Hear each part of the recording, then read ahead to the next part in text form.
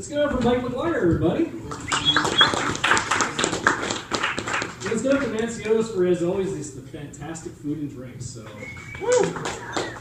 Come on, longer than that. Come on, they need you here in the kitchen. Come on. All right, let's stop pandering now. So anyway, so it's really nice to get out and kind of do this every once in a while because recently me and my fiance got a cat. And by we, I mean, of course, she got the cat. I just paid for the fucking thing. Because, let's be honest, I don't know how we're going to do this. It is a wonderful superpower, and I really, really wish I could learn this. But somehow you get what you want by slowly just willing this down. And just, it's not nagging per se. It's not like a 5-year-old, like, Christmas, mom, mom, mom, mom. No, it's not like that at all. Because it broke. I'll just tell you the story here. You know, we got an apartment, we're kind of moving on our own, and I'm at that point in my time in my life where we either get a cat or a kid. And it is way easier to return to cats, trust me on that one. I know from experience on that. So she's like, oh, let's get a cat. I'm like, well, tell you what, you know, we got the wedding next year, let's do it after that. Oh, okay. Then a couple weeks go by. She's like, you know, I actually bumped into the landlord in the hallway, and he said we can have a cat. I'm like, oh, okay, so yeah, let's okay, we'll make this a couple weeks from now. Or not a couple weeks, a couple months, sorry. That's way too fast. However, a couple weeks later, thank you so much. A couple weeks later, I come in home from work, and there's a cat book on the coffee table of breeds. And I'm telling you, it's like a fucking Encyclopedia Britannica like this thick. I did not know this many types of cats existed. But I'm like, what the hell is that? She's like, oh, just so you know, so when it's time, we know what kind of cat to get. So I'm like, oh shit. Let me guess, a couple weeks from now we're going to go get this cat. So the next week we go to the SPCA and it's just game over, and the next day we come home and get a cat. But I'm going to try this nagging, breaking down thing with her, but I'm going to try it with suggesting anal.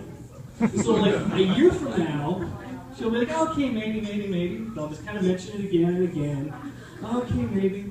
She's going to come in one day, there's going to be a porno magazine and lubricant on the coffee table, and she'll just be like, okay, maybe. And then finally, when I finally get her worn down, she'll finally wear that strap on for me.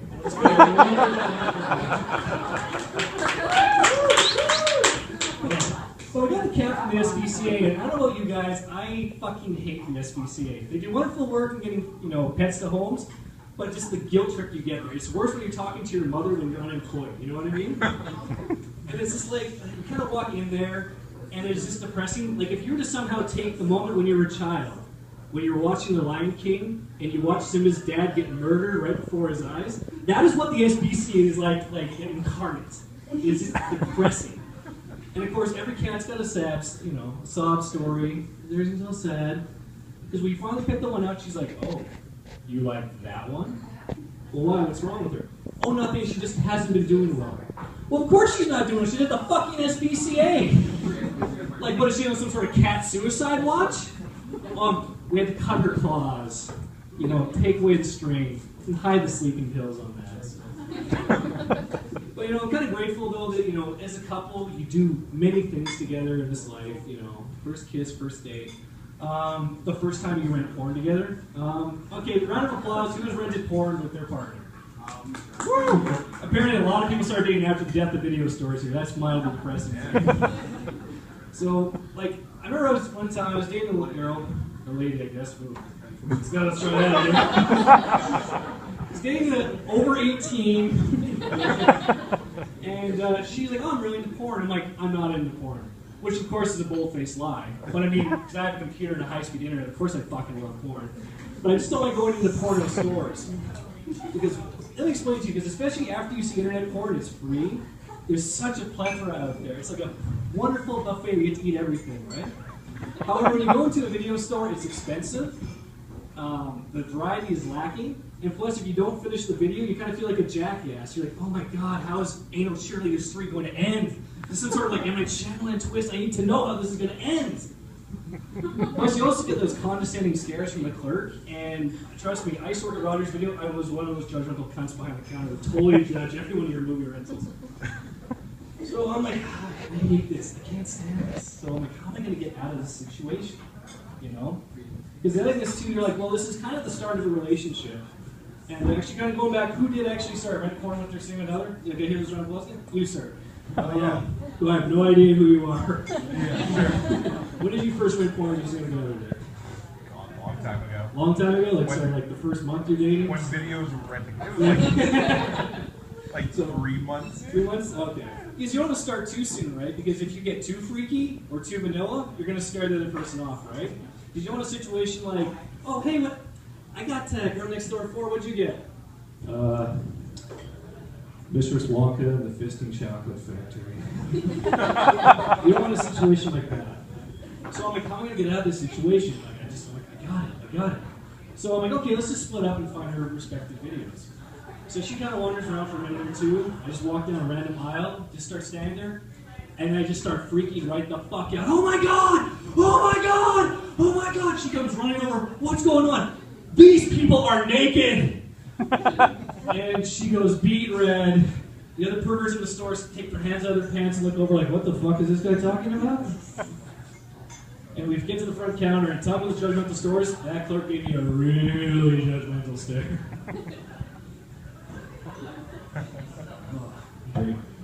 But, the other thing too, right, is like, when I'm going back to internet porn, you gotta be careful, because if you start just watching too much of it, you start watching the really weird stuff, so I just, that's why I've just kind of gone back to start jerking off to Facebook again.